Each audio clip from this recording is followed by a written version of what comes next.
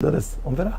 dafa mel ni dégg nañu sax Birahim Seck la je sais pas si Seydi Gassama ou Birahim Seck nee na kaso yi dafa fees état bi instant yi dañu war a bàyyi xale yi ñu génn parce que c'est des détenus c'est des détenus politiques buñ ko maytul dina am mutinerie wala mu am voilà donc tentative voilà donc bi jéem a comment dire se rebeller contre l'autorité pénitentiaire wax bu mel noonu est-ce que c'est pas voilà une manière de demander aux gosses comme yow. ma ne Seydi Gassama ak keneen ki nu mu traité. Birahim Seck Alioune aussi. ma ne ils n'ont qu'à retirer leur récépissé leur accréditation. mais est-ce que am état am na sañ-sañ. mais bien sûr am na ko. il ne peut pas exercer au Sénégal. le ministre de l'Intérieur je lui dis aujourd'hui que c'est Seydi Gassama au-delà ils sont dans les mêmes postures que ces pastefiens et c'est du régionalisme. il n'a qu'à le retirer.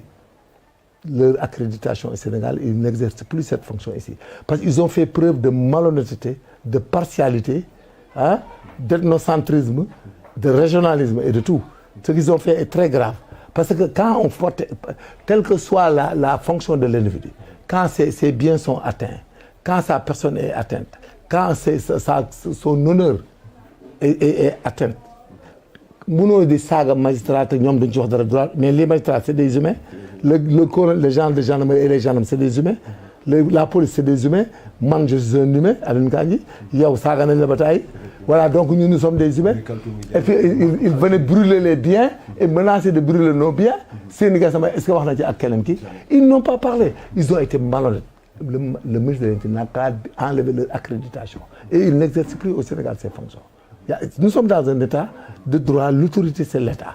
Ces gens ils ne sont pas conformes à l'éthique et à la déontologie de leur métier. On n'a qu'à leur retirer le document pour que ça soit une leçon. Parce que nous avons ay réew aussi des gens qui ont ramené dañ naan ay droits de l'homme te chaque fois c'est eux qui activent le feu envers de quelle loi. Ils ont théorisé mais, la guerre civile. Mais bien sûr, ils voulaient la guerre civile parce qu'ils ne vivent que des grandes mafias. Même est-ce qu'ils n'ont pas été infiltrés par les lobbies de pétrole et de gaz? Parce que tous ces gens-là, ce qu'ils disaient là, ils voulaient que le Sénégal brûle. Ils n'ont pas le verbe ni le cognitif de dire quoi que ce soit de rentable pour ce pays. Ce n'est que des imposteurs, des troubles faits qui ne cherchent qu'à vivre des situations. Donc, nous avons fait affaire au Pastef. Nous avons comment ils peuvent défendre des opposants qui font la politique et ne pas défendre des gens au pouvoir qui font la politique. Mais ils devaient avoir de l'équité, que nul n'a le droit de violenter ni de détruire les biens de quelqu'un. On est d'accord qu'on ne peut pas vous frapper et vous arrêter hors les cas prévus par la loi. Mais aussi, vous n'avez pas le droit d'injurier, d'attaquer quelqu'un pour ses sentiments politiques et ses opinions politiques, et de détruire les biens de quelqu'un, ni de détruire les biens de l'État. Et de sur quoi on détruit même les biens de l'État. Hein? Si MFDC attaqué, pourtant MFDC porte atteinte aux intérêts du pays. Et sans raison, c'est du banditisme de n'importe quoi. Hein? Les attaques et les gens qui meurent, que les MFDC du noir. Voilà. Donc ça veut dire que quoi? Ils voulaient jouer de nous. Mais heureusement que nous avons des autorités et un ministre de l'Intérieur courageux, calme, discipliné, qui les a tapés à mort et on le félicite, on le soutient. Merci. Mais à côté de Seydi Gassama, Birahim Seck et Alioune Tine, il y a aussi 142 intellectuels, enseignants, juristes, et parmi lesquels Serigne Diop Sadakhta, ancien ministre de la Justice, qui défend un homme pour des choses aussi graves. En tant que quelqu'un qui a une enquête, il y a une justice, est-ce que position n'est qu'une position? Non, position c'est des imposteurs. Parce que des intellectuels, c'est le cas de Seydi Gassama. Quand on brûle les biens publics, les terres qui bercent, est-ce que nous avons dit? Quand on a insulté le président de la République, de mère et de père, insulté sa famille, insulté les magistrats, insulté les officiers supérieurs généraux de gendarmerie et autres, pourquoi ils n'ont pas parlé?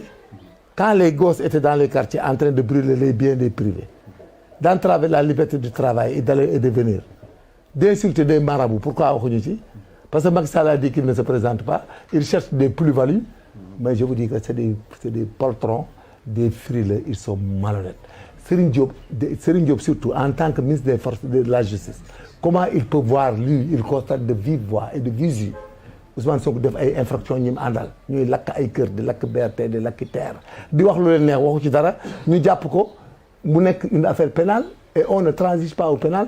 En tant qu'ancien ministre de la Justice, mu naan ñu bako ñu def benn coalition de malfaiteurs là, ils pensent qu'il allait prendre un État en bourrique. Malheureusement pour eux, il y a une réplique salée de Fofana, là, du ministre jeune Fofana, et que nous appuyons et nous continuons à le répliquer. Nous leur demandons de la fermer et d'aller faire autre chose. Si ce qu'ils disent là était vrai, ils auraient dû intervenir avant aujourd'hui. D'une attendre que ce gars-là soit un fauteur, mettre notre pays en feu et en cendre, porter atteinte aux institutions étatiques et provoquer la destruction et la dégradation des biens publics et de porter atteinte à la cohésion nationale d'ailleurs. Parce qu'à cause de ce Pastef-là, da nga gis ñaari seex yu dul tuddante.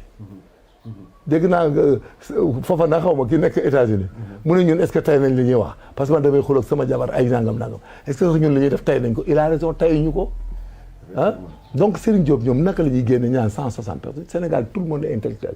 Tu sais le terme intellectuel ça vient d'où? C'est quand tu apprends une discipline littéraire. On dit que outre que ta langue maternelle ou paternelle, on dit que tu es un intellectuel parce que da nga jàng une langue homologuée et une langue internationale. L'intellectuel, ce n'est que de la littérature.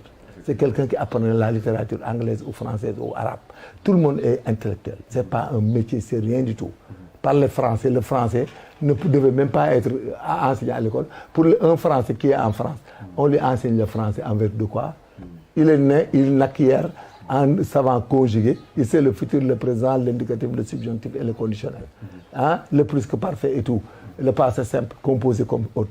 Donc, ceux qui disent intellectuels au Sénégal, parce qu'ils veulent profiter chaque fois des situations pour se faire voir.